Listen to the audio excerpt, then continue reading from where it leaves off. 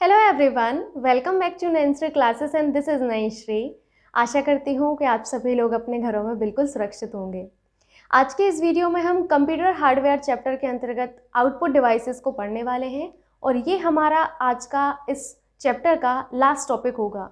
पर ये टॉपिक थोड़ा सा आपका बड़ा होगा, तो थोड़ा सा पेशेंस रखिएगा और साथ ही साथ अपनी कॉपी पेन साथ में लेकर बैठिएगा। पहले चीज़ों को समझिएगा, उसके बाद आप नोट्स बना लीजिएगा, ठीक है। अभी कुछ दिन से आप लोगों में से बहुत सारे लोग पीडीएफ के लिए बोल रहे हैं, तो पीडीएफ जो है मैं इसलिए नहीं दे पा रही हूँ क्योंकि आप लोगों को पढ़ाने के अलावा मेरे पास बहुत सारा काम होता है। जैसे घर का भी काम होता है, पूरा मैनेजमेंट घर का देखना होता है। आप सभी को पता है, जो नए स्टूडेंट हैं उन लोगों को नहीं पता होगा शायद। तो यहाँ पर मुझे सारी चीज़ें देखना होता है, सिर्फ आप लोगों को पढ़ाना ही नहीं है, मुझे बाकी सारी चीज़ें मुझे करनी होती हैं। कई बार ऐसा होता है कि खाने का भी दिन में टाइम नहीं मिलता है, ऐसा हो भी जाता है कई बार। तो मैं इसलिए पीडीएफ नहीं दे पा रही हूँ क्योंकि इन्हीं वीडियोज़ में मुझे इतना सारा टाइम लग जा रहा है और बाकी की चीज़ें इतना टाइम टेकिंग होती हैं कि नहीं हो पा रहा है। पर थोड़ा सा आप लोग मुझे टाइम दीजिए, मैं आप लोगों को पीडीएफ ज़रूर दूँगी, ठीक है। आइए शुरुआत करते हैं। सबसे पहले यहाँ पर आउटपुट डिवाइसेस को हम देखते हैं कि आउटपुट डिवाइसेस होते क्या हैं। हालांकि आउटपुट डिवाइसेस के बारे में आप लोग बहुत बार जान चुके हैं, पर यहाँ पर आउटपुट डिवाइसेस को आपको अच्छे से समझना है कि एक्चुअल में आउटपुट डिवाइसेस होते क्या हैं। मैंने आपको सभी को बताया था कि ऐसे डिवाइसेस जिनके थ्रू हम कंप्यूटर को डेटा या इंस्ट्रक्शन देते हैं, उनको हम इनपुट डिवाइसेस में कंसीडर करते हैं। जैसे आपका कीबोर्ड हुआ, आपका माउस हुआ, ये हमारे इनपुट डिवाइसेस हैं, बिकॉज इन डिवाइसेस के थ्रू हम कंप्यूटर को कुछ दे रहे हैं। अब ऐसे डिवाइसेस जिनके थ्रू कंप्यूटर हमें रिजल्ट देता है, हमारा जिनके थ्रू कंप्यूटर रिजल्ट शो करता है, वो हमारे क्या होते हैं, वो हमारे आउटपुट डिवाइसेस होते हैं। जैसे आपको अगर अपना रिजल्ट देखना है, आप अपना रिजल्ट कहाँ देखेंगे? मॉनिटर की स्क्रीन पर देखेंगे। दैट मीन्स आपका मॉनिटर एक आउटपुट डिवाइस है। क्यों? क्योंकि आपका जो रिजल्ट है वो आपको कहाँ दिख रहा है? आपको स्क्रीन पर दिख रहा है। तो आपको यहाँ पर एक आइडिया लग गया होगा कि हम आउटपुट डिवाइसेस में ऐसे डिवाइसेस को कंसीडर करते हैं जिन डिवाइसेस के थ्रू हम अपना रिजल्ट देखते हैं, जिन डिवाइसेस के थ्रू हमें कंप्यूटर से कुछ प्राप्त होता है। अब दूसरा एग्जांपल, जैसे अगर आपको आपके रिजल्ट की हार्ड कॉपी चाहिए है। हार्ड कॉपी, सॉफ्ट कॉपी क्या होती, आप अभी थोड़ा सा मुझे समय दीजिए, मैं समझाती हूँ। देखिए, जो हार्ड कॉपी है वो आपके पेपर के फॉर्म में होगी, ठीक। तो आपके प्रिंटर से आपको हार्ड कॉपी मिलती है कि नहीं? यानी कि प्रिंटर से आपको क्या मिल रहा है? आउटपुट मिल रहा है। तो ये क्या हुआ? आपकी आउटपुट डिवाइस हुई, है ना। तो एक आपका जो कन्फ्यूज़न होता है input device and output device में, आपको समझ में आ गया होगा। आउट यानी कि जो बाहर आए, ठीक है, जो आपको दिखे, बस इतना समझना है। इनपुट यानी कि जो आप दे रहे हैं बस। आउटपुट यानी कि जो आपको मिल रहा है वो आपका आउटपुट, ठीक। ऐसी डिवाइस जो आपकी आउटपुट दिखा रही हैं या आउटपुट आपको जिनसे मिल रहा है, तो वो हमारे आउटपुट डिवाइस में कंसीडर होंगे, ठीक है। अभी समझ में आया आप लोगों को एक चीज़ कि इनपुट डिवाइसेस क्या होते हैं, आउटपुट डिवाइसेस क्या होते हैं, ठीक है। अब यहाँ पर एक और चीज़ समझने की ज़रूरत है कि जो ये आउटपुट डिवाइसेस हैं वो आपको सॉफ्ट कॉपी के फॉर्म में आउटपुट देती हैं या फिर हार्ड कॉपी के फॉर्म में आउटपुट देती हैं। तो यहाँ पर आप लोगों को ये चीज़ समझना बहुत ज़रूरी है। ये क्वेश्चन बन भी सकता है आपसे। आउटपुट डिवाइसेस आपको सिर्फ और सिर्फ सॉफ्ट कॉपी के फॉर्म में ही आपको आउटपुट नहीं देती हैं, ये आपको हार्ड कॉपी के फॉर्म में भी आउटपुट देती हैं। अभी अभी मैंने जस्ट आपको बताया कि मॉनिटर पर आप जो देख रहे हैं वो आपको सॉफ्ट कॉपी के फॉर्म में दिख रहा है, प्रिंटर से जो आ रहा है वो आपको हार्ड कॉपी के फॉर्म में दिख रहा है। सॉफ्ट कॉपी का मतलब क्या होता है? आप सॉफ्ट कॉपी का मतलब है जो आपको कंप्यूटर के अंदर दिख रहा है, ठीक है। आपका कोई भी साउंड भी हो सकता है, कुछ भी हो सकता है, ये आपकी सॉफ्ट कॉपी है। हार्ड कॉपी जो आपके पेपर के फॉर्म में होती है वो आपकी हार्ड कॉपी है। इतना समझ में आया कि हार्ड कॉपी क्या होती है और सॉफ्ट कॉपी क्या होती है। तो ये आउटपुट डिवाइसेस आपको सिर्फ और सिर्फ आपकी सॉफ्ट कॉपी में आपको आउटपुट नहीं देती हैं, हार्ड कॉपी के फॉर्म में भी आउटपुट देती हैं। समझ में आया कि कैसे देती हैं? इतना क्लियर हुआ आप लोगों को? तो यहाँ पर आपने आउटपुट डिवाइसेस को अच्छे से समझ लिया। अब यहाँ पर कुछ आउटपुट डिवाइसेस हमें यहाँ पर पढ़ने हैं। जैसे कि सबसे पहला है आपका मॉनिटर। मॉनिटर क्या है? एक आपकी आउटपुट डिवाइस है। क्यों है? क्योंकि मॉनिटर पर ही तो आप अपना रिजल्ट देखते हैं। कोई भी अगर आप काम कर रहे हैं, कुछ भी आप कर रहे हैं, तो वो आपको कहाँ दिखेगा? आपको मॉनिटर पर ही दिखेगा ना। दैट मीन्स आपका मॉनिटर क्या हुआ? एक आउटपुट डिवाइस हुई कि नहीं हुई? अब ये जो मॉनिटर है इसको हम क्या कहते हैं? VDU कहते हैं। इसका फुल फॉर्म आपसे पूछा जाता है। अभी शायद जो KVS का एग्ज़ाम हुआ था उसमें पूछा गया है आपसे वीडियो का फुल फॉर्म। तो इसको याद रखना है आपको कि वीडियो का फुल फॉर्म होता है विजुअल डिस्प्ले यूनिट। याद रखेंगे आप लोग कि आपके जो वीडियो है इनका फुल फॉर्म क्या होता है, विजुअल डिस्प्ले यूनिट होता है। क्या? Visual display unit. जब कभी भी आपको कुछ भी कन्फ्यूज़न होता है तो मेरे साथ रिपीट किया करिए, तो वो कन्फ्यूज़न आपको दूर हट जाएगा। और साथ ही साथ थोड़ा सा आपको अपने माइंड से चीज़ों को सोचना है, ज़्यादा आपको यहाँ पर एफर्ट्स नहीं लगाने हैं।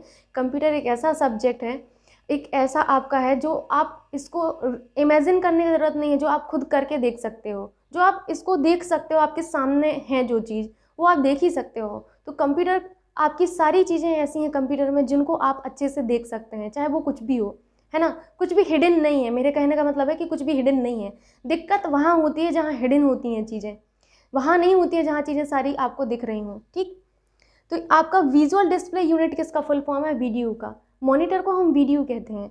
अब एक चीज़ बताइए कि जो आपका मॉनिटर है वो आपको जो आउटपुट देता है वो हार्ड कॉपी के फॉर्म में होता है या फिर सॉफ्ट कॉपी के फॉर्म में होता है। आपका तुरंत आंसर आएगा मैम, सॉफ्ट कॉपी के फॉर्म में होता है। हार्ड कॉपी के फॉर्म में वो होता है जो आपके पेपर के रूप में आपको मिले। हमें मॉनिटर पर पेपर में तो कुछ नहीं मिलता है, पेपर तो आपका नहीं मिलता है, वो तो सिर्फ और सिर्फ प्रिंटर से मिलता है ना। आपका मतलब क्या हुआ कि मॉनिटर आपका क्या है, मॉनिटर आपका एक ऐसा आउटपुट डिवाइस है जिससे हमें सॉफ्ट कॉपी के रूप में आपका आउटपुट मिलता है। यहाँ पर मैं जितनी भी चीज़ें बोल रही हूँ वो चीज़ें आपको नोट करनी है। क्यों? क्योंकि ये जो बोर्ड है वो डिजिटल बोर्ड नहीं है, यहाँ पर मैं सारी चीज़ें लिख नहीं सकती हूँ। अगर मैं ऐसा की तो आप सभी को पता है कि एक चैप्टर को मुझे ख़त्म करने में न जाने कितने दिन लग जाएंगे, है ना। ये तो आपको आइडिया होगा। तो जो चीज़ें मैं बोल रही हूँ, जो आपको इम्पोर्टेंट लग रहा है, सारी चीज़ें नहीं लिखनी है। जो आपको लगता है कि ये चीज़ इम्पोर्टेंट है उस चीज़ को आपको नोट करना है, ठीक है। अननेसेसरीली कॉपी नहीं भरना है, ठीक। तो यहाँ पर मैंने इतना समझाया आपको कि इसको वीडियो कहते हैं और इससे जो हमें आउटपुट मिलता है वो हमें सॉफ्ट कॉपी के रूप में मिलता है, ठीक। इतना आया आपको समझ में। अब ये जो मॉनिटर है ये आपके दो टाइप के होते हैं, ठीक। पहला तो होता है आपका मोनोक्रोम डिस्प्ले यूनिट और दूसरा होता है आपका कलर डिस्प्ले मॉनिटर। जो मोनोक्रोम डिस्प्ले यूनिट मॉनिटर होता है, ये टेक्स्ट जो होता है आपका उसको डिस्प्ले करने के लिए एक ही कलर का प्रयोग करता है। एक ही कलर का प्रयोग करें, इसका मतलब है मोनोक्रोम डिस्प्ले मॉनिटर हुआ ये, ठीक। मोनोक्रोम इसी से समझ जाइए, मोनो यानी कि आपका सिंगल, यानी कि जहाँ पर एक ही कलर का प्रयोग किया जाए आपके टेक्स्ट को डिस्प्ले करने के लिए। लेकिन जो कलर डिस्प्ले मॉनिटर है ये आपके 256 कलर्स को आपका दिखाता है। कितने? 256। ये आपको नंबर यहाँ पर याद रखना है कि आपका कलर डिस्प्ले मॉनिटर जो है वो आपके 256 कलर्स को दिखाता है। फिर से मैं रिपीट करती हूँ, मॉनिटर आपके दो प्रकार के होते हैं। First one monochrome display monitor, जो आपके टेक्स्ट को केवल एक कलर में शो करे, वो होता है आपका मोनोक्रोम डिस्प्ले मॉनिटर। फिर आता है आपका कलर डिस्प्ले मॉनिटर, जो आपके 256 कलर्स में आपको शो कर सकता है, वो होता है आपका कलर डिस्प्ले मॉनिटर होता है। इतना आपको क्लियर हुआ। नेक्स्ट है आपका कि जो मॉनिटर है, मॉनिटर पर आप कोई भी इमेज देखते हैं आपकी, जैसे ये आपका मॉनिटर है, यहाँ पर आप कोई भी इमेज देख रहे हैं। चलिए ठीक है, यहाँ पर मैं आपको ही बना देती हूँ। वैसे आप लोग तो बहुत सुंदर हो, पर आप लोगों को मैं यहाँ पर बना नहीं पा रही हूँ उतना सुंदर, ठीक है। तो यहाँ पर जैसे आप हैं, ये आपका ये इमेज है, कोई सा भी इमेज मान लीजिए, ज़रूरी नहीं कि सिर्फ आपका ही इमेज हो, कोई सा भी इमेज हो सकता है, आपका रिजल्ट कुछ भी हो सकता है, ठीक है। तो जो कोई सी भी इमेज होती है वो बहुत छोटे छोटे से बिंदुओं यानी कि डॉट्स से मिलकर बनी होती है। मैंने क्या कहा? मैंने कहा कि जो आपका मॉनिटर होता है उस मॉनिटर पर आपकी जो इमेज होती है, कोई सी भी इमेज ले लें आप उठा के, वो बहुत छोटे छोटे बिंदुओं से मिलकर बनी होती है। इन बिंदुओं को इंग्लिश में हम डॉट्स कहते हैं, मतलब बहुत सारे डॉट्स से मिलकर बनी होती है। बहुत सारे डॉट्स होते हैं, आप इसको काउंट नहीं कर सकते। ये जो डॉट्स होते हैं, इन डॉट्स को हम कंप्यूटर की लैंग्वेज में पिक्सल कहते हैं। अब एक चीज़ क्लियर हुई कि पिक्सल किसे कहते हैं। एग्जाम में पूछा गया है आपसे पिक्सल के बारे में। इस सिंगल लेक्चर से आपको न जाने कितने क्वेश्चंस ऐसे एग्जाम में दिख जाएंगे और मैं सारी चीज़ें आपको क्लियर करवाऊंगी। बस आपको पेशेंस रखना है और चीज़ों को सुनना है, ठीक है। यहाँ पर मैंने बताया कि मॉनिटर पर जो इमेज है वो बहुत छोटे छोटे डॉट्स से मिलकर बनी होती है। बहुत छोटे छोटे इसमें डॉट्स होते हैं, असंख्य डॉट्स होते हैं, मतलब जिनको आप काउंट नहीं कर सकते हैं। इन डॉट्स को हम कंप्यूटर की लैंग्वेज में पिक्सल कहते हैं। क्या कहते हैं? पिक्सल कहते हैं। नेक्स्ट लिखा हुआ किसी भी इमेज की जो क्लैरिटी है, यानी कि शुद्धता जिसे कहेंगे हैं, स्पष्टता, सॉरी शुद्धता नहीं होगा, स्पष्टता जिसे कहेंगे, उसकी क्लैरिटी 3 चीज़ों पर डिपेंड करती है, ठीक है। मैंने क्या कहा? मैंने कहा कि आपके मॉनिटर पर कोई भी इमेज है तो उसकी जो क्लैरिटी है, स्पष्टता है, वो 3 चीज़ों पर डिपेंड करेगी, ठीक है। अब वो कौन सी 3 चीज़ें हैं वो आपको जानना है, ठीक है। ये 3 चीज़ें बहुत इंपॉर्टेंट हैं, इनसे बहुत बार क्वेश्चंस निकल कर आते हैं। कैसे निकल कर आते हैं, क्या क्वेश्चन पूछा जाता है, ये मैं आपको बताऊंगी। जैसे सबसे पहला जो चीज़ है जिस पर आपकी इमेज की क्लैरिटी डिपेंड करती है, वो है आपका resolution of screen. Resolution of screen क्या होता है?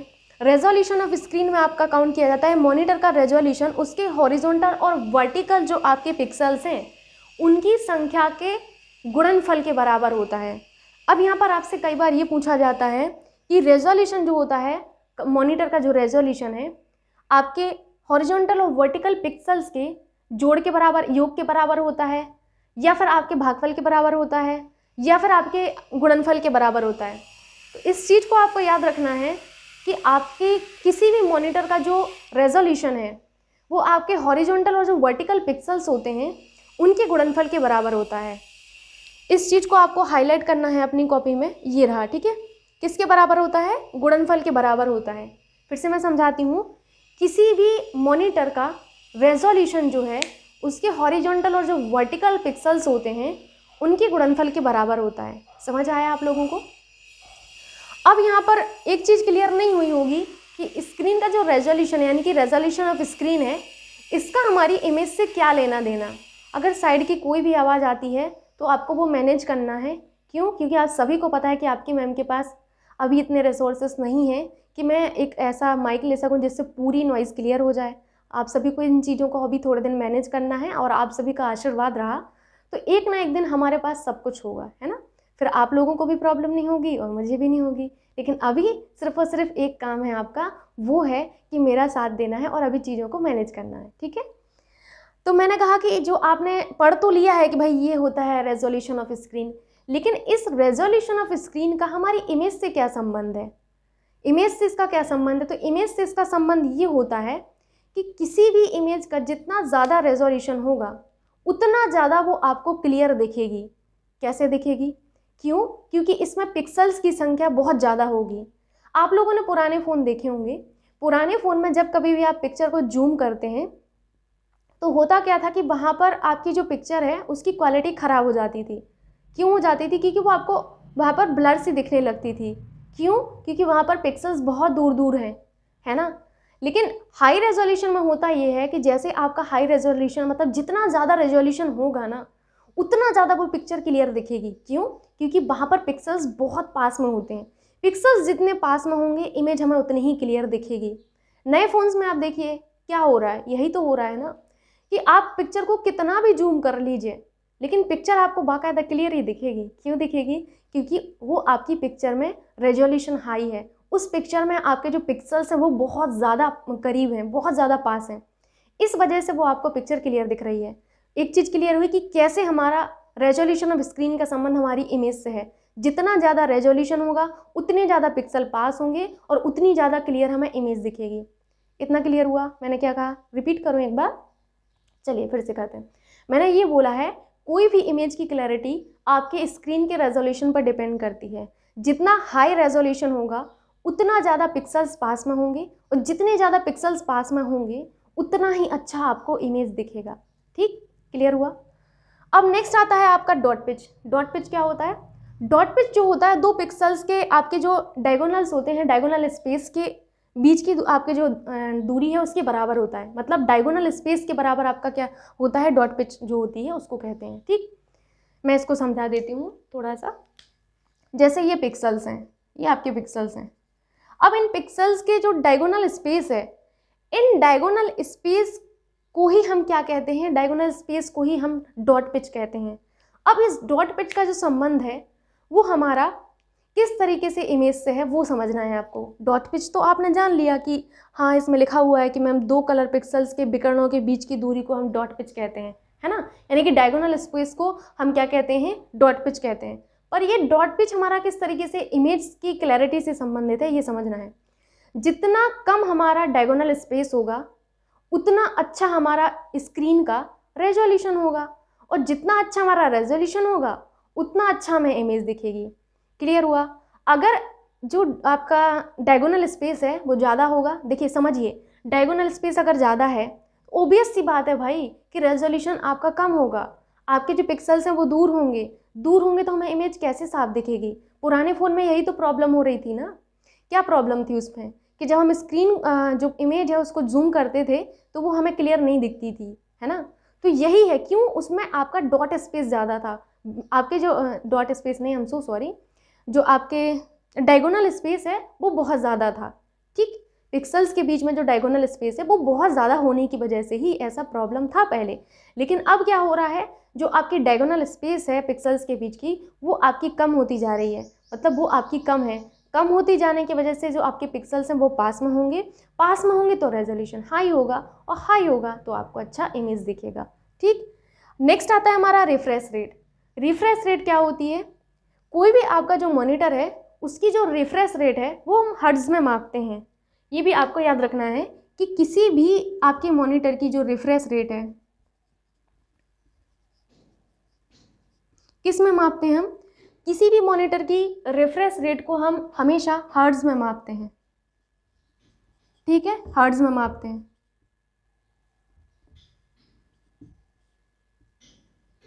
इसको आपको याद रखना है, ठीक, हर्ट्ज हर्ट्ज हर्ट्ज याद रखेंगे आप लोग कि किसी भी मॉनिटर का जो आपका एक सेकेंड, किसी भी मॉनिटर का आपका जो रिफ्रेश रेट है उसको हम किस में मापते हैं, उसको हम मापते हैं हर्ट्ज में मापते हैं, ठीक। इंपॉर्टेंट है आप लोगों के लिए। अब रिफ्रेश रेट होती क्या है एक्चुअल में, ये समझिए। तो रिफ्रेश रेट 1 सेकंड में कंप्यूटर जितनी बार आपका रिफ्रेश होता है वह संख्या ही उसकी रिफ्रेश रेट कहलाती है।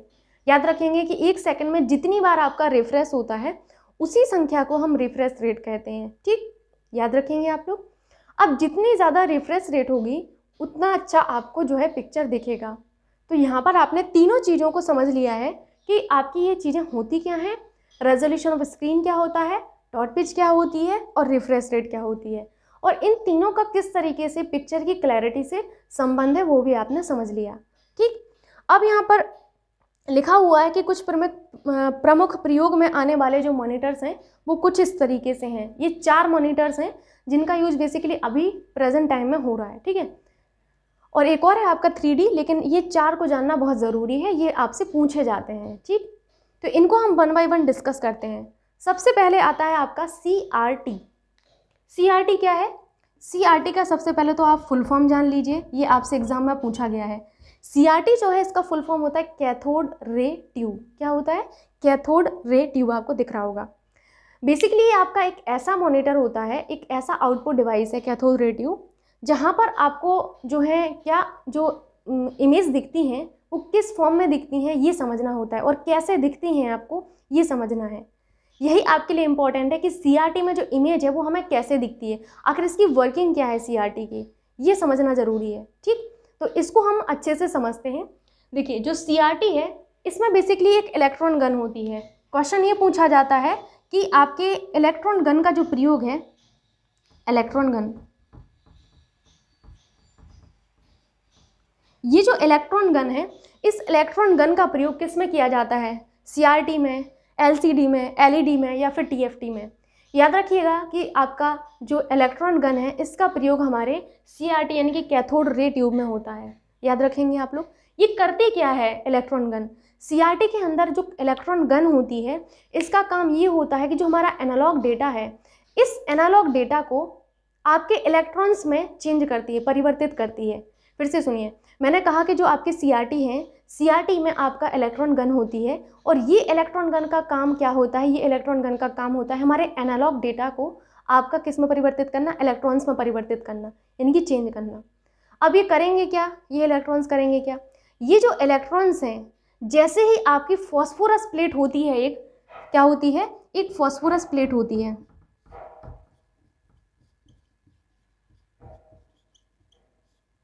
इस फॉस्फोरस प्लेट से टकराते हैं। जैसे ये इलेक्ट्रॉन, बहुत सारे इलेक्ट्रॉन्स होते हैं, जैसे ही आपकी फॉस्फोरस की प्लेट से जहाँ पर टकराते हैं, ठीक है, कहाँ पर, जिस स्थान पर भी टकराए, जहाँ पर भी ये इलेक्ट्रॉन्स आपकी फॉस्फोरस प्लेट से टकराएंगे वहीं पर आपका जो है यहाँ पर चमकने लगती है स्क्रीन।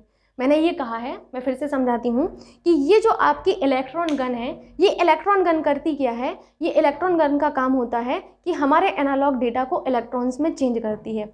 ये इलेक्ट्रॉन जैसे ही हमारी जो फॉस्फोरस प्लेट है उससे टकराते हैं, और जहाँ टकराते हैं तो वहाँ हमारी स्क्रीन चमकने लगती है और हमें जो इमेज है वो दिखने लगती है। समझ में आया कि सीआरटी कैसे वर्क करता है, सीआरटी पर हमें किस तरीके से जो इमेज है वो दिखती है। एक बार मैं फिर से इसको बता देती हूँ आप लोगों को। मैंने ये कहा जो सीआरटी हैं इनमें एक इलेक्ट्रॉन गन होती है, और उस इलेक्ट्रॉन गन का काम इतना होता है कि जो हमारा एनालॉग डेटा है उस डेटा को ये चेंज करती है इलेक्ट्रॉन्स में। अब जैसे ही ये इलेक्ट्रॉन्स आपके फॉस्फोरस जो प्लेट होती है उससे टकराएंगे, जैसे ही ये फॉस्फोरस प्लेट से टकराए, जिस जगह पर ये टकराए उस जगह पर आपको चमकना शुरू हो जाएगा।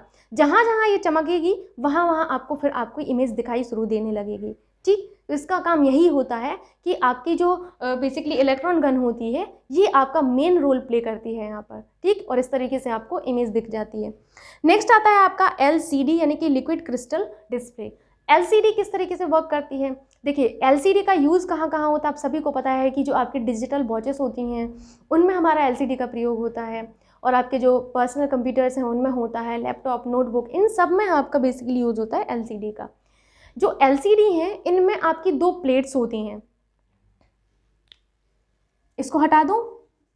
चलिए, ये आपके 2 प्लेट हैं, प्लेट 1 और ये प्लेट 2। ठीक है, ये 2 प्लेट्स जो होती हैं इन प्लेट्स के बीच में यहाँ पर एक लिक्विड भरा होता है। ठीक है, क्या भरा होता है? यहाँ पर एक लिक्विड भरा होता है। जैसे ही हम इसमें लाइट पास करते हैं, जैसे ही हमारे ये लिक्विड से हॉरिजॉन्टल और वर्टिकली जाता है तो वहाँ हमारा जो है ये चमकने लगती है और हमें इमेज जो है दिखने लगती है। ठीक, इसमें क्या होता है मैं फिर से समझाती हूँ। इसमें बीच में आपका एक लिक्विड भरा होता है, 2 प्लेट्स के बीच में। LCD जो आपकी है इसमें 2 प्लेट्स के बीच में एक लिक्विड भरा होता है, और जैसे ही हमारा जो लाइट पास होती है तो ये हॉरिजॉन्टल और जो वर्टिकल आपके लाइन होते हैं उनमें जाती है और जाकर वहाँ प्रकाश करती है और आपको वहाँ से इमेज दिखाई देने लगती है। ठीक, तो आपको इमेज इस तरीके से दिखती है आपकी LCD में। नेक्स्ट होता है आपका LED, light emitting diode. Light emitting diode को आप अपने घरों में टीवी के फॉर्म में देख रहे हैं अभी प्रेजेंट में, सभी ने देखा होगा, देखा है ना? तो आपकी जो LED हैं इसमें बहुत सारे डायोड्स होते हैं, बहुत सारे डायोड्स होते हैं। जैसे हम करंट इसमें आपका जो पास होता है तो ये आपके LED चमकने लगते हैं। जैसे ही LED चमकते हैं तो आपको इमेज दिखने लगती है। तो आपको समझ में आ गया कि इनकी वर्किंग किस तरीके से होती है। अब आता है next TFT, thin film transistor. क्या करता है ये TFT? देखिए, जैसे हर किसी को एक कंप्लेन होती है कि जैसे अगर आपका छोटा भाई या आपकी बहन होगी तो एक कंप्लेन हर किसी को होती है कि जब मम्मी मैं था तो ये क्यों आया, या फिर ये क्यों आई, जब मैं था तो क्यों ये आई, होता है ना? तो ऐसे ही मेरा आपसे कहना है कि जब CRT था हमारे पास, LCD था, LED था, तो TFT की क्या ज़रूरत पड़ी हमें?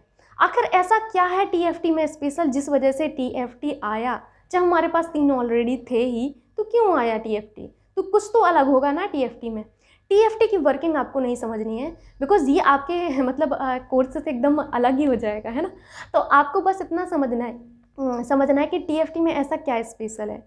देखिए, बाकी के जो ये 3 मॉनिटर हैं आपके, CRT हुआ, LCD हुआ एंड LED हुआ, ये तीनों के तीनों आपके मॉनिटर्स ऐसे मॉनिटर्स थे जिनमें हम अपनी जो इमेज है उसको अलग अलग एंगल पर देख तो सकते हैं, लेकिन अलग अलग एंगल पर वो हमें क्लियर नहीं दिखती है। ज़रूरी नहीं है कि हर एंगल पर वो पिक्चर हमें क्लियर दिखे, बट TFT आए और TFT ने एक स्पेशल काम किया। वो क्या किया TFT ने? इन्होंने ये काम किया कि जो आपकी इमेज है आप इसको कई सारे एंगल्स में देख सकते हैं और सारे एंगल्स में आपको पिक्चर क्लियर ही दिखेगी। ये खासियत थी आपकी TFT की, यानी कि इसमें हम पिक्चर को कई सारे एंगल्स पर देख सकते हैं, बाकी के आपके इसमें देख सकते हैं पर उतना क्लियर आपको नहीं दिखेगी। ठीक, तो ये अंतर था। अभी मैं ऐसा उम्मीद कर रही हूँ कि ये चीज़ें आपको क्लियर हुई होंगी। बहुत शांति से मैंने उन चीज़ों को समझाया है, तो अभी क्लियर हो रहा है कि नहीं हो रहा है आप लोगों को एक बार कमेंट में आप लोग बता दिया करें, क्योंकि देखिए ना तो आपको मैं देख पा रही हूँ लेकिन आप मुझे बस देख पा रहे हैं ना, तो यहाँ पर रिस्पॉन्स करना बहुत ज़रूरी है। आप लोग इस चीज़ को समझिए। मैं आप लोगों से कुछ और नहीं कहती हूँ कि जैसे आप लोग ऑफलाइन कोचिंग में जाते हैं तो वहाँ पर हमें पे करना होता है सबसे पहले 2 दिन का डेमो होगा और उसके बाद आपको पे ही करना पड़ेगा, है ना। जैसे अगर हम कोई कोर्स भी परचेज़ करते हैं तो हमें पे करना होगा, लेकिन यहाँ पर आप लोगों के लिए ऐसा कुछ भी नहीं है और ना ही ऐसा मैं कभी करने वाली हूँ। मेरा जो उद्देश्य है वो आप सभी को पता है। बस मैं यहाँ एक चीज़ कहूँगी आप लोगों से कि मेरे लिए सबसे ज़्यादा ज़रूरी है कि जैसे आप वहाँ पर पे करते हैं तो मेरे लिए यहाँ पर एक चीज़ कर दिया करिए, वो है कमेंट। अगर कोई चीज़ आपको सुधार चाहिए है तो वो भी कमेंट करिए, कुछ अच्छा है तो वो भी कमेंट करिए। ज़रूरी नहीं है कि कुछ सुधार चाहिए तो वो आप कमेंट नहीं कर रहे हैं, नहीं, बिल्कुल नहीं। कुछ अगर नहीं अच्छा लगता है तो वो भी कमेंट करिए कि मैम ये चीज़ नहीं आ रहा मुझे, है ना। जैसे कुछ लोग कमेंट करते हैं कि मैम मुझे इंग्लिश में प्रॉब्लम, जैसे एक हैं वो, उनको प्रॉब्लम हो रही है तो उनकी प्रॉब्लम को मैं समझ रही हूँ, धीरे धीरे देखिए मैं टर्म्स भी यहाँ पर इंक्लूड कर रही हूँ। तो वो आपकी अगर कोई प्रॉब्लम होगी तो मैं उसको भी कंसिडर करूँगी, है ना, क्योंकि आप लोगों से बढ़ के तो कुछ है नहीं है ना। नेक्स्ट यहाँ पर आता है प्लॉटर। प्लॉटर का काम क्या होता है? ये आपकी एक ऐसी आउटपुट डिवाइस है प्लॉटर, जो आपका, इसका जो बेसिकली यूज़ है वो आपका बड़ी बड़ी ड्राइंग और आपके चित्रों में होता है। जैसे आपकी जो मैकेनिकल वस्तुएं हैं इनकी ब्लूप्रिंट में होता है, ऑटोकैड में होता है, CAD CAM, computer aided design, आपको बताया था ना कैम का फुल फॉर्म क्या होता है, कंप्यूटर एडेड मैन्युफैक्चरिंग में होता है, और कंस्ट्रक्शन प्लान्स में होता है। प्लॉटर को आपको इस तरीके से समझना है कि जब कभी भी आपको बहुत बड़ी ड्राइंग चाहिए होगी, बहुत बड़ा चित्र चाहिए होगा, तो वहाँ पर हम प्लॉटर का यूज़ करते हैं। ये आपसे पूछा जाता है, याद रखिएगा आप लोग कि कैड कैम में किसका प्रयोग करेंगे, ठीक। प्रोजेक्टर क्या करता है?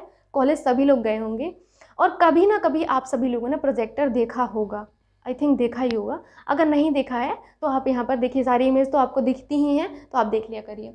जो प्रोजेक्टर होता है, इससे होता ये है बेसिकली कि जब कभी भी एक ही क्लासरूम में आपको कोई चीज़ आपको देखना है, जैसे कंप्यूटर स्क्रीन पर तो सारे लोग एक साथ नहीं देख सकते हैं।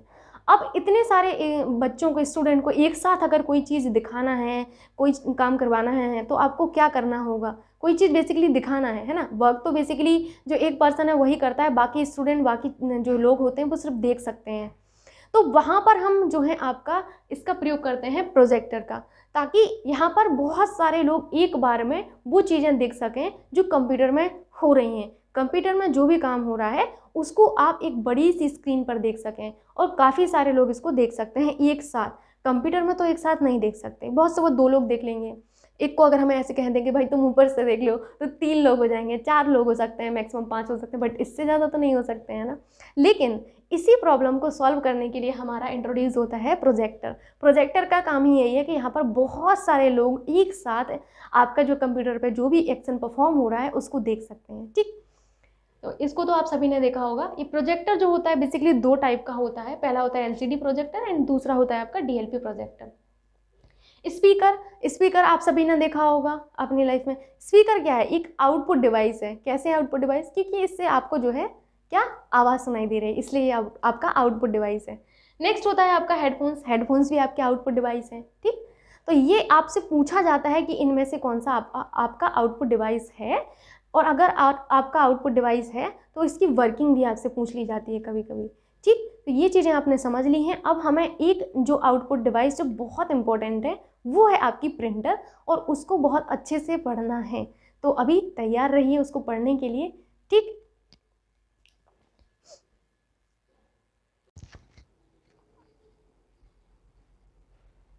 अब हमारी जो नेक्स्ट आउटपुट डिवाइस है वो हमारी प्रिंटर है। सबसे पहले तो हम ये जान लेते हैं कि प्रिंटर से जो क्वेश्चंस हैं वो आपसे किस तरीके से एग्जाम में पूछे जाते हैं। सबसे पहला क्वेश्चन तो यही पूछ लिया जाता है आपसे कि प्रिंटर किस तरीके की आपकी डिवाइस है। इनपुट डिवाइस है, फिर आउटपुट डिवाइस है। क्वेश्चन कुछ इस तरीके से होता है कि आपको 4 ऑप्शन दिए जाएंगे और आपसे बोला जाएगा कि निम्नलिखित में से कौन सा एक आउटपुट डिवाइस है। ऑप्शन पहला है आपसे कीबोर्ड, ऑप्शन दूसरा है आपसे माउस, ऑप्शन तीसरा है आपसे प्रिंटर, ऑप्शन चौथा है आपसे बारकोड रीडर। आप सभी को पता है कि आपके जो प्रिंटर हैं उनके अलावा बाकी जो 3 डिवाइस आपको मैंने बोली हैं सभी की सभी आपकी इनपुट डिवाइस हैं। प्रिंटर एक ऐसी डिवाइस है जो आपकी आउटपुट डिवाइस है, ठीक है। दूसरा आपसे पूछा जाता है कि प्रिंटर की जो स्पीड है वो हम किस में मेज़र करते हैं। तीसरा क्वेश्चन आपसे क्वालिटी से बनता है कि प्रिंटर की क्वालिटी हम किस में मेज़र करते हैं। Apart from this types of आपके जो प्रिंटर्स होते हैं उनसे भरमार क्वेश्चंस बनते हैं आपसे। कभी स्पीड को लेकर बनता है, तो कभी इनकी क्वालिटी को लेकर बनता है, तो कभी इनकी प्राइस को लेकर बनता है, या फिर कभी इनकी जो बेसिक क्वालिटीज़ होती हैं उनको लेकर बनता है, ठीक। तो आपने ये देख लिया। अब हम डिस्कस करते हैं प्रिंटर के बारे में। प्रिंटर जो है वो एक आपकी आउटपुट डिवाइस है। मेरा जो पहला लेक्चर था, आई थिंक मैंने उसमें आपको बताया था कि कंप्यूटर में जब कभी भी हमें आउटपुट लिखना होता है तो आप इस तरीके से सिंपली लिख सकते हैं, आपको पूरा आउटपुट लिखने की ज़रूरत नहीं है। तो प्रिंटर कैसी डिवाइस है? एक आपकी आउटपुट डिवाइस है। इससे जो हमें आउटपुट मिलता है वो सॉफ्ट कॉपी के रूप में होता है या फिर हार्ड कॉपी के रूप में। थोड़ी देर पहले ही आपने सॉफ्ट कॉपी और हार्ड कॉपी का जो अंतर है वो देखा है। अब सभी को पता है कि प्रिंटर से जो हमें आउटपुट मिलता है वो पेपर के फॉर्म में मिलता है। दैट मीन्स हमारा जो प्रिंटर है उससे हमें जो आउटपुट मिल रहा है वो हार्ड कॉपी के रूप में होता है। कैसा होता है? हार्ड कॉपी के फॉर्म में होता है कि नहीं? कैसा आउटपुट होता है? हार्ड कॉपी के फॉर्म में प्राप्त होता है। ठीक, तो इतना हमने डिस्कस किया प्रिंटर के बारे में। नेक्स्ट आता है कि प्रिंटर की जो स्पीड है वो हम किस में मेज़र करते हैं। प्रिंटर की स्पीड को हम CPS यानी कि आपका कैरेक्टर पर सेकेंड में मेज़र करते हैं। 1 सेकेंड। CPS यानी कि कैरेक्टर पर सेकेंड, LPM यानी कि लाइन पर मिनट और PPM यानी कि पेजेस पर मिनट। इनमें हम प्रिंटर की स्पीड को मेज़र करते हैं। ये आपसे न जाने कितनी बार पूछा गया है कि प्रिंटर की स्पीड को हम किस में मेज़र करते हैं। तो ये तीनों आपको याद रखना है। CPS यानी कि कैरेक्टर पर सेकेंड, ठीक है, LPM यानी कि लाइन पर मिनट एंड आपका PPM यानी कि आपकी पेजेस पर मिनट। नेक्स्ट आता है हमारा कि प्रिंटर की जो क्वालिटी है उसको हम किस में मेज़र करते हैं। प्रिंटर की क्वालिटी को हम DPI यानी कि डॉट्स पर इंच में मेज़र करते हैं। अब इस DPI का थोड़ा सा संबंध समझ लीजिए। डॉट्स पर इंच, जितने ज़्यादा डॉट्स होंगे उतना ज़्यादा आपका जो प्रिंट आउट निकल कर आया है उसकी अच्छी क्वालिटी होगी, है ना। आप सभी को पता है कि किसी भी प्रिंटर की जो क्वालिटी है वो हम DPI में माप रहे हैं। क्यों माप रहे हैं DPI में? इसलिए माप रहे हैं क्योंकि जितने ज़्यादा पास डॉट्स होंगे उतना अच्छा आपका प्रिंटर कहलाएगा, उतना अच्छा आपकी क्वालिटी देगा, जिस वजह से वो प्रिंटर उतना ही अच्छा कहलाएगा, है ना। तो डॉट्स का कॉन्सेप्ट समझ में आया कि जितने आपके ज़्यादा डॉट्स होंगे उतना अच्छा पिक्चर की क्वालिटी होगी, उतना अच्छा आपका जो पेपर पर चित्र बन के आया है या फिर जो अक्षर बन के आए हैं उतनी अच्छी क्वालिटी होगी और वो उतना ही अच्छा प्रिंटर माना जाएगा, है ना। तो यानी कि आपका DPI क्या है? आपका डॉट्स पर इंच, ये आपकी प्रिंटर की क्वालिटी मापी जाती है। ठीक, तो इतना कॉन्सेप्ट क्लियर हुआ कि प्रिंटर होते क्या हैं, इनकी स्पीड किस में मापी जाती है, इनकी क्वालिटी हम किस में मापते हैं। नेक्स्ट आता है कि प्रिंटर हमारे कितने प्रकार के होते हैं। ये क्या हो गया? शायद मैंने इसमें अभी इंक फिल की थी तो इसलिए हो गया। चलिए, प्रिंटर लिखा है, ठीक है। थोड़ा सा इधर अगर दिक्कत हो क्योंकि आज मैंने थोड़ा सा पास में लिखा है ताकि एक ही वीडियो में एक कवर हो जाए, है ना। तो वो सारी चीज़ें मैं आपको बोलती जाऊँगी, टेंशन नहीं लेने का। ठीक, यहाँ टाइप्स ऑफ प्रिंटर मैं पढ़ा रही हूँ। तो टाइप्स ऑफ प्रिंटर में सबसे पहला होता है आपका इम्पैक्ट प्रिंटर एंड दूसरा होता है आपका नॉन इम्पैक्ट प्रिंटर। यानी कि प्रिंटर्स हमारे दो टाइप के होते हैं। First one impact printer and second one आपका कौन सा होता है? आपका नॉन इम्पैक्ट प्रिंटर। अब यही आपको जानना है कि इम्पैक्ट प्रिंटर एक्चुअल में होते क्या हैं। जो इम्पैक्ट प्रिंटर है ना वो बिल्कुल टाइपराइटर की तरह होते हैं। आई होप आप सभी ने टाइपराइटर देखा होगा। टाइपराइटर पहले अगर कभी आप कोर्ट कचहरी वगैरह गए हों तो आपने शायद देखा होगा वहाँ। तो ये जो आपके प्रिंटर है इम्पैक्ट प्रिंटर बिल्कुल आपके किसकी तरह होते हैं? टाइपराइटर की तरह ही होते हैं।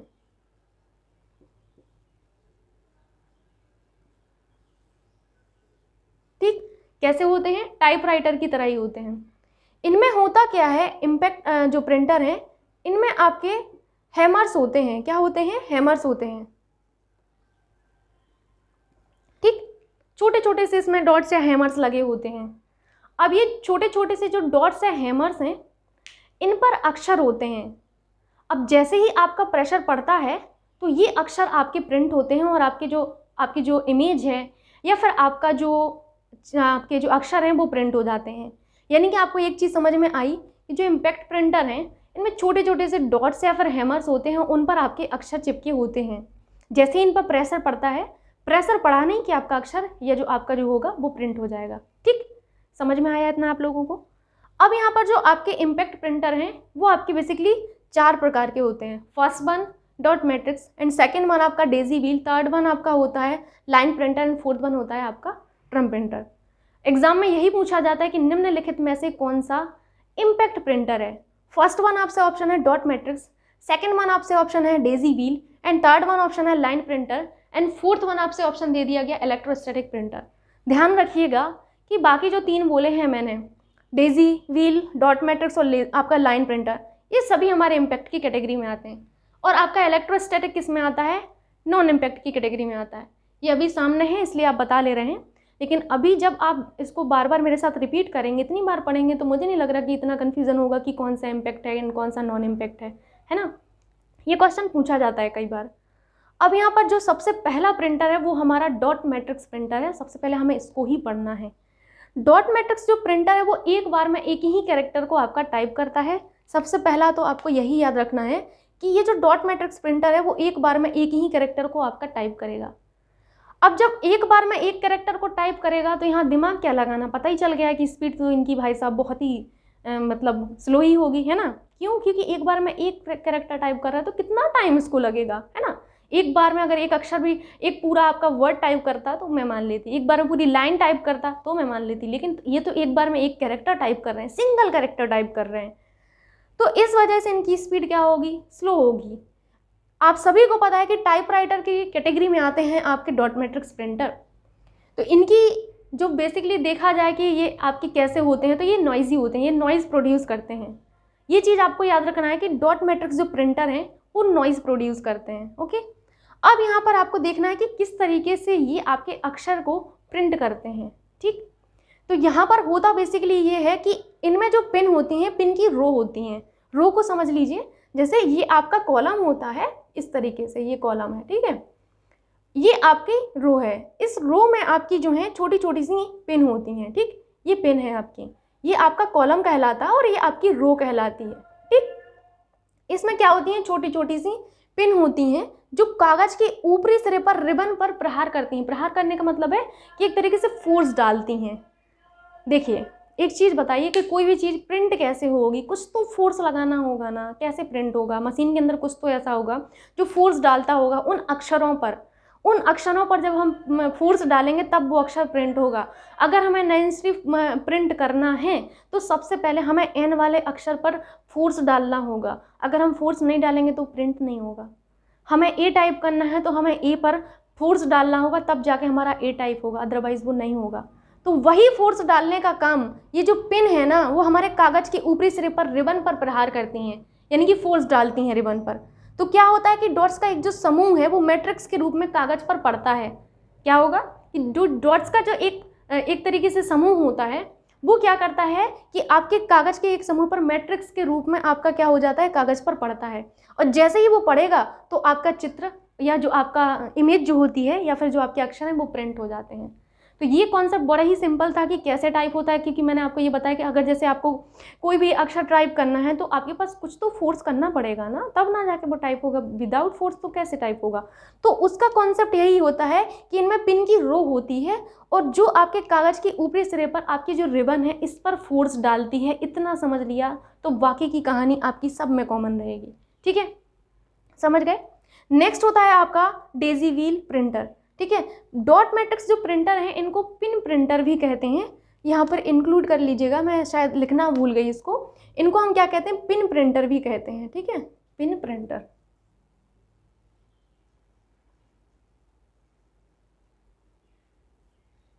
याद रखेंगे आप लोग, पिन प्रिंटर। नेक्स्ट होता है हमारा डेजी व्हील। डेजी व्हील क्या करते हैं, ये डॉट मैट्रिक्स से ज़्यादा अच्छा आउटपुट आपको देते हैं। क्या होता है, डॉट मैट्रिक्स आपका सबसे पहला प्रिंटर है, अब इनसे अच्छा आउटपुट हमें डेजी व्हील देगा। ठीक, क्योंकि आपके प्रिंटर आउटपुट आपको देते हैं, है ना, आउटपुट डिवाइस है ना, तो ये आउटपुट देंगे। तो किससे अच्छा आउटपुट दे रहा है, ये हमारा डॉट मैट्रिक्स से अच्छा दे रहा है। ये आपके ज़्यादा रिलायबल होते हैं अकॉर्डिंग आपके इनकी तुलना में। अगर हम देखें डॉट मैट्रिक्स की तुलना में तो हमारे डेजी व्हील ज़्यादा रिलायबल हैं। रिलायबल यानी कि विश्वसनीय है, मतलब ये अच्छी क्वालिटी देते हैं, है ना। इसमें क्या होता है, कैरेक्टर की प्रिंटिंग बिल्कुल टाइपराइटर के जैसे ही होती है आपके डेजी व्हील में। ठीक, नेक्स्ट है हमारा लाइन प्रिंटर। लाइन जो प्रिंटर होता है इसकी स्पीड जो है हाई होती है। लाइन से ही आप समझ सकते हैं कि वो एक बार में एक लाइन जो है प्रिंट कर रहा है। तो बिल्कुल यहाँ पर जाहिर सी बात है कि इसकी स्पीड इन दोनों से तो भाई ज़्यादा ही होगी, सिंपल सी बात है। क्यों, क्योंकि ये तो एक बार में एक ही कैरेक्टर टाइप कर रहे हैं, ये एक बार में कम से कम आपका एक लाइन तो टाइप कर रहा है ना, तो ये इन दोनों से तो बेहतर हुआ ना। तो इसकी जो स्पीड है वो अच्छी होती है, लेकिन क्वालिटी इसकी लो होती है लाइन प्रिंटर की, बस इतना इसकी कमी है। जब कोई चीज़ में अच्छाई होती है उसमें बुराई भी ज़रूर होती है, आप सभी को पता है ना। एक बार में एक लाइन को ये आपके प्रिंट करते हैं। क्या करते हैं, एक बार में एक लाइन को प्रिंट करते हैं। नाम से ही आप समझ सकते हैं कि ये एक बार में एक लाइन को ही प्रिंट कर देते हैं। ठीक, नेक्स्ट होता है हमारा ड्रम प्रिंटर। ड्रम प्रिंटर कैसे होते हैं? ये बिल्कुल आपके जैसे लाइन प्रिंटर है ना, उन्हीं के जैसे होते हैं आपके ड्रम प्रिंटर। कैसे होते हैं? लाइन प्रिंटर की तरह ही होते हैं। इनमें आपका एक सिलिंड्रिकल ड्रम होता है और यही सिलिंड्रिकल ड्रम जो है एक मेन रोल प्ले करता है इन ड्रम प्रिंटर्स में। ठीक है, कैसे रोल प्ले करता है वो देखना है आपको। ये जो आपकी सिलिंड्रिकल ड्रम है ये आपकी घूमती रहती है, इस तरीके से मूव करती रहती है। अब इस सिलिंड्रिकल ड्रम में कुछ तो ऐसा होगा ना जिससे आपके जो अक्षर हैं या जो इमेज है वो टाइप हो, मतलब जो आपको दिख रहा है वो टाइप हो रहा है ना। किस तरीके से, क्या होता है ऐसा इस बेलनाकार ड्रम में, यही आपको देखना है। ये जो बेलनाकार ड्रम होती है, इस ड्रम में अक्षर आपके उभरे होते हैं। जैसे ये आपकी सिलिंड्रिकल ड्रम है, इस तरीके से आप मान लीजिए। इस ड्रम में आपके जो है यहाँ पर अक्षर जो हैं वो आपके उभरे हुए होते हैं। उभरे का मतलब है सरफेस से थोड़ा सा ऊपर, उभरे का मतलब समझ रहे हैं ना, सरफेस से थोड़ा ऊपर। जैसे ये है, पेन को मैंने इस तरीके से रख दिया तो ये सरफेस से थोड़ा ऊपर हो गया, यानी कि उभरा हुआ। इतना नहीं उभरे होंगे, ठीक है, इतना तो समझ सकते हैं। तो इस सिलिंड्रिकल ड्रम में आपके जो अक्षर हैं वो आपके सरफेस से ऊपर होते हैं, यानी कि उभरे हुए होते हैं। अब जो उभरे हुए होते हैं, ड्रम और कागज़ के बीच में स्याही की रिबन होती है। क्या होता है? जो आपकी ड्रम है और जिस कागज़ पर आपको प्रिंट करना है उसके बीच में एक रिबन होती है। यही जो रिबन है ना एक मेन रोल प्ले करती है।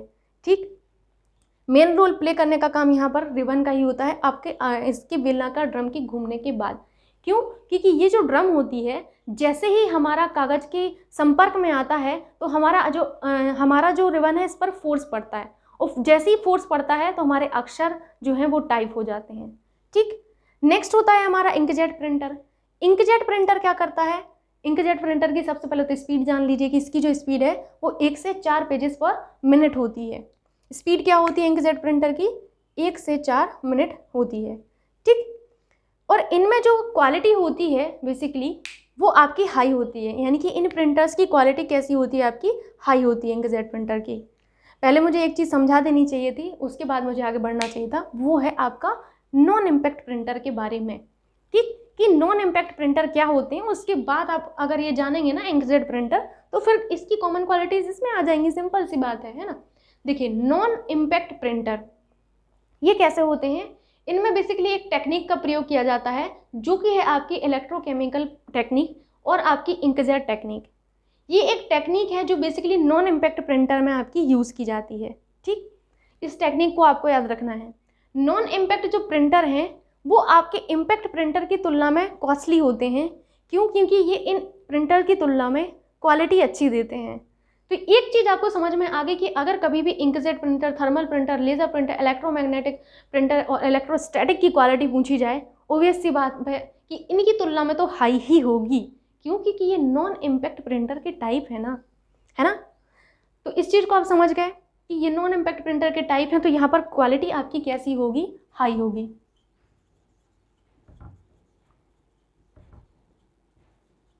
मतलब ये कह सकते हैं कि इन प्रिंटर से तो ज़्यादा ही होगी, है ना। और अगर मैं यहाँ पर आपसे पूछूं कि ये वाले महंगे होंगे या फिर ये वाले आपके महंगे होंगे, आपको पता है कि जो अच्छी क्वालिटी देगा वो महंगा होगा ही ना। तो आप सभी समझ गए होंगे कि नॉन इम्पैक्ट प्रिंटर हमारे इम्पैक्ट की तुलना में तो महंगे ही होते हैं। ओके, इतना चीज़ें क्लियर हुई हैं आपको। अब यहाँ पर सबसे पहला आपको देखना है नॉन इम्पैक्ट प्रिंटर में इंकजेट प्रिंटर को। किसको? इंकजेट प्रिंटर को।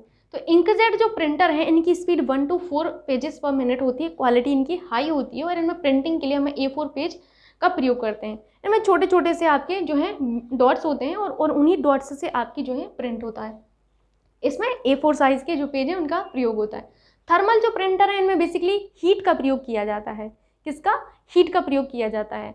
अक्षर को प्रिंट करने के लिए हीट का प्रयोग किन प्रिंटर्स में किया जाता है? ऑप्शन 1 है आपके पास लेज़र प्रिंटर, ऑप्शन 2 है इंकजेट प्रिंटर, ऑप्शन 3 है डेजी व्हील एंड ऑप्शन 4 है आपका जो आपका थर्मल प्रिंटर है ये। तो याद रखिएगा कि थर्मल प्रिंटर एक ऐसा प्रिंटर है जिसमें हम अक्षर को टाइप करने के लिए हीट की यानी कि ऊष्मा की आवश्यकता होती है। जब ये ऊष्मा आपकी स्याही को पिघलाती है ना, तब जाके आपके अक्षर जो हैं वो प्रिंट होते हैं। ठीक है, तो इसका कॉन्सेप्ट समझ लीजिए कि इसकी स्पीड जो है लो होती है। क्यों होती है लो? मैं बता रही हूँ ऐसा क्यों है।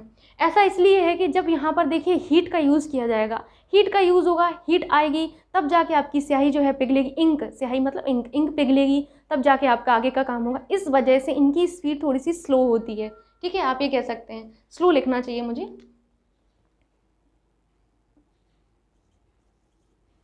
ठीक। ये जो है महंगे होते हैं क्योंकि इनमें हीट की आवश्यकता पड़ रही है हमें, और इनमें प्रयोग करने के लिए एक विशेष प्रकार के पेपर की जो है हमें आवश्यकता पड़ती है, जिसे हम केमिकली ट्रीटेड पेपर कहते हैं। ठीक, तो ये जो एक पेपर है जो कि केमिकली ट्रीटेड पेपर होता है, इसकी जो आवश्यकता है वो हमें थर्मल प्रिंटर्स में ही होती है। जो आपने फैक्स मशीन है वो देखी होंगी, फैक्स मशीन में जो बेसिकली प्रिंटर्स होते हैं वो हमारे थर्मल प्रिंटर होते हैं। तो ये पॉइंट आपको याद रखना है कि जो फैक्स मशीन है इनमें बेसिकली किस तरीके के प्रिंटर का प्रयोग किया जाता है, तो वो है हमारी थर्मल प्रिंटर। याद रखेंगे आप लोग, थर्मल प्रिंटर में हमें हीट की आवश्यकता होती है। जैसे ही जो हीट है वो हमारे स्याही को पिघलाती है, तब जाके आपके अक्षर जो हैं वो प्रिंट होते हैं। ठीक, नेक्स्ट है हमारा लेज़र प्रिंटर। लेज़र प्रिंटर आप सभी को पता है कि ऑब्वियस सी बात है इनकी क्वालिटी हाई होगी।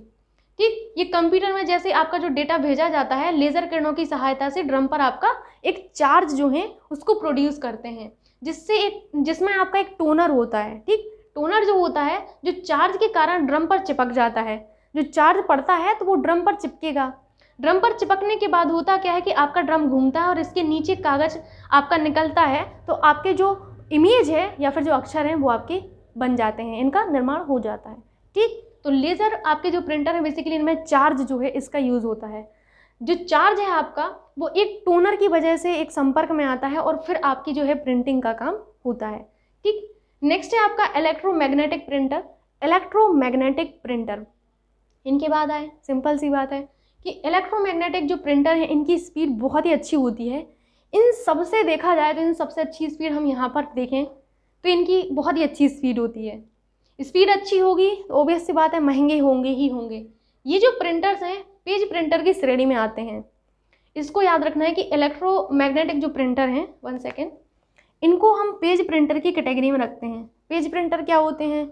पेज प्रिंटर ऐसे प्रिंटर होते हैं जो एक बार में पूरे पेज को प्रिंट कर देते हैं। क्या करते हैं पेज प्रिंटर? एक बार में पूरे पेज को प्रिंट कर देते हैं। तो ऐसे प्रिंटर की कैटेगरी में हम इलेक्ट्रोमैग्नेटिक प्रिंटर को रखते हैं। ठीक, नेक्स्ट जो हमारा लास्ट होता है वो होता है इलेक्ट्रोस्टैटिक प्रिंटर। इलेक्ट्रोस्टैटिक प्रिंटर ये बहुत ही अच्छी स्पीड देते हैं, मतलब आप इलेक्ट्रोमैग्नेटिक से भी तुलना करें तो इलेक्ट्रोस्टैटिक की होती है। इनकी स्पीड बहुत ज़्यादा हाई होती है और ये बहुत ज़्यादा महंगे भी होते हैं इस कारण से, लेकिन इनमें जो खर्च है वो कम होता है बेसिकली। ठीक, इनका जो प्रयोग है वो बड़े फॉर्मेट की जो प्रिंटिंग है उनमें किया जाता है बेसिकली। ठीक, तो इतनी चीज़ें आपको याद रखना है। अब एक नेक्स्ट कॉन्सेप्ट जो होता है छोटा सा है, एक नोट करके आप लिख सकते हैं इसको अपनी कॉपी में। एक इंजीनियर थे जिनका नाम था चक हल। क्या नाम था? चक हल। हल्का सा इनका नाम अजीब सा है, चक हल। ये जो व्यक्ति हैं चक हल, इनको आपको याद रखना है क्योंकि ये एक ऐसे व्यक्ति थे जिन्होंने पहला 3D प्रिंटर का निर्माण किया था। तो फर्स्ट 3D प्रिंटर आपका डेवलप किया गया था चक हल के द्वारा, आपका इसका जो है डेवलप किया गया था। ठीक, इसको याद रखेंगे। चक हल बेसिकली कौन थे? 3D प्रिंटर को डिज़ाइन करने वाले। ठीक, और ये आपसे पूछा गया है, इस चीज़ को याद रखिएगा। ईयर मुझे थोड़ा सा कन्फ्यूज़न है, बट मैं 1984 या 5 है, ठीक है, 85 इस ईयर में इन्होंने पहला जो 3D प्रिंटर है वो आपका डेवलप किया था। इस चीज़ को याद रखना है आप लोगों को। चक हल के बारे में विशेष रूप से आपको याद रखना है कि चक हल एक ऐसे व्यक्ति थे जिन्होंने फर्स्ट 3D प्रिंटर हमारा डिज़ाइन किया था। ओके, इतनी चीज़ें याद रखेंगे। मुझे नहीं लग रहा कि अब कोई कन्फ्यूज़न होगा। आज का लेक्चर हल्का सा बड़ा हो गया, पर आप लोग इस चीज़ को मतलब पॉजिटिव वे में ही लीजिएगा कि जब मैं यहाँ पर खड़े होकर इतनी देर आपको पढ़ा सकती हूँ, इसके पहले मुझे कितनी प्रिपरेशन करनी होती होगी, उसके पहले मैं पूरा खाना बना के आती हूँ, फिर आप लोगों को पढ़ाती हूँ। तो जब इतना मैं कर सकती हूँ तो आप लोग कर ही सकते हो, है ना। तो बस लगे रहिए, मेहनत करते रहिए, जितना पढ़ाया जा रहा है उसको पढ़ते रहिए, रिविज़न करते रहिए। मिलते हैं नेक्स्ट वीडियो में, तब तक के लिए बाय, टेक केयर।